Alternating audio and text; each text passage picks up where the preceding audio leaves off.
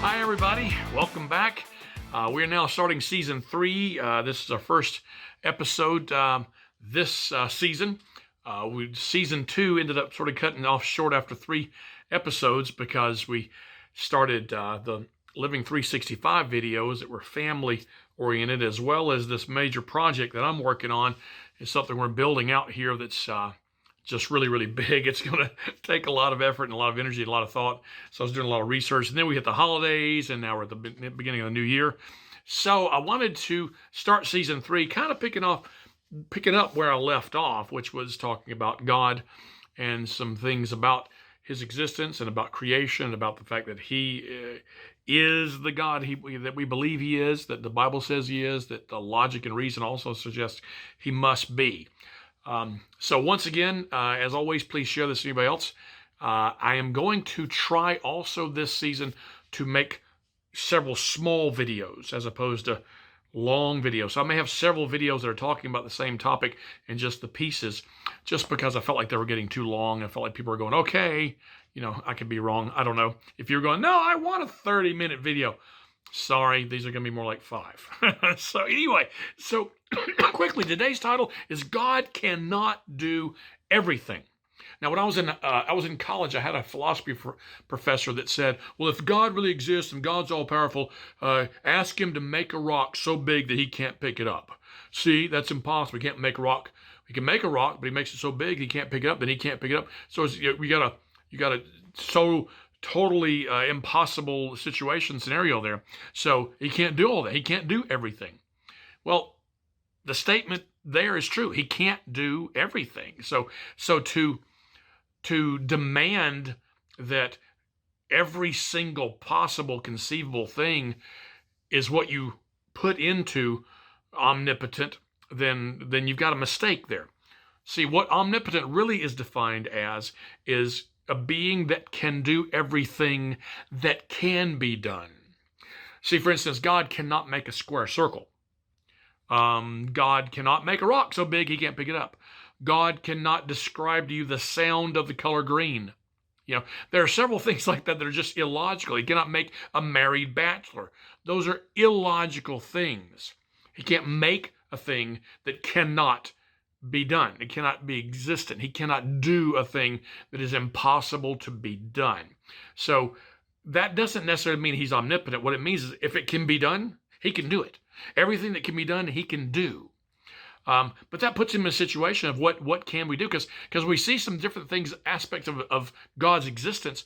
And if we don't filter them through the concept that he can do everything that can be done, then we have some problems, because we start wanting to say, well, he can do everything. Well, if he can do everything, then he can lie if he wants to. Well, he can't, because the very nature of God is truth. He is truth. So the moment he lied, he would no longer be God. That would be impossible. It'd be like me. I can't be living Robert and dead Robert at the same time. If I die, I cease being living Robert. I'm now dead Robert. I cannot be both. God cannot be God and also a liar, because that is contrary to what God is.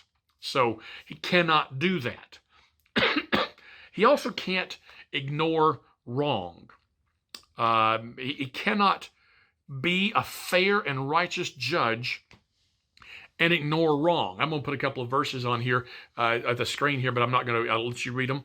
I won't go into reading them and talking about it, but just let you go. Here's some more verses that back up this topic of God being a fair and righteous judge.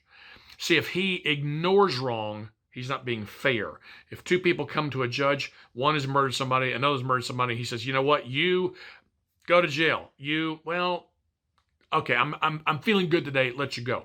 That's not a fair judge. That's a judge that's, being subjective instead of objective. And if God is an objective judge of right and wrong, he cannot ignore wrong. He can't abide it. He has to abhor wrong. Evil has to be something that he has to be totally against in order to be a fair and righteous judge. And the last thing I really want to talk about here, because we're leading to this point right here, if he can't ignore wrong, then where does that leave us? Because we are all wrong. The Bible tells us that we all sin. All of us sin. And that is true. I mean, if you sit there and say, well, I don't sin, stop and Talk to yourself about what you mean by that. A lot of people say, I'm a pretty good person, or I'm mostly good, or I'm a good person. But if you stop and look at your life, what is sin when you compare it to a holy and perfect God? Everything that we consider wrong is horrific to perfection. So we really can't judge ourselves by saying, I'm a good person. Because then where is the level of this is good, this is good, this is good. Oh, sorry, now you've crossed over the line. No longer are you good. Now you're on the bad side. Where is that dimension? Where is that line? Where is that delineation of going from wrong to right or right to wrong? Where does it stop and change? What God is saying is, I'm perfect. Everything outside of perfection is sin. And so that puts us there. And you can say, well then how does that work for us? Well, see, that's the thing. See, God, there's one other thing God can't do. He cannot make us love him. He can't make us follow him. He can't make us worship him. He cannot make us choose him. And you say, why not? Why can't he make us? He can't make us be that way because he created a perfect being. We were perfect because we could choose to not be perfect.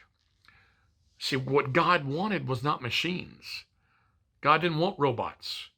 In order for us to be the perfect being that he wanted, we had to be able to choose to not follow him. In order to love him, we had to be able to choose to not love him. Otherwise, that's not love. If you've ever had somebody interested in you and you were not interested in them, they were never going to be able to make you love them. And the only way that would ever get better was for them to just let you alone. If they cared enough about you, they wouldn't come try to force you. They would say, okay, I love you enough to let you choose what you're going to do. And so that's exactly what God does with us. He gave us free will to choose. Unfortunately, we chose the wrong way. But God made a way to bring it back. See, God knew when he said, I'm going to make man. He knew what we were going to do. So in making us, he also made the plan all along to where he was going to come and make it right. So God can't do everything. God can't make your life perfect. He can't give you every single thing you want. He cannot make you follow him. He cannot go against his nature. He cannot go against logic and reason. He cannot make you love him and you still actually love him. That wouldn't be love. So God is all-powerful, but he's all-powerful in all things that can be done. And thank God. I don't think I would want to be worshiping a God that I had no choice but to worship. I wouldn't want to love a God that had no choice but to love. That ain't love. I don't care which way you look at it. I want to love God even though I'm a wicked man. See you next time.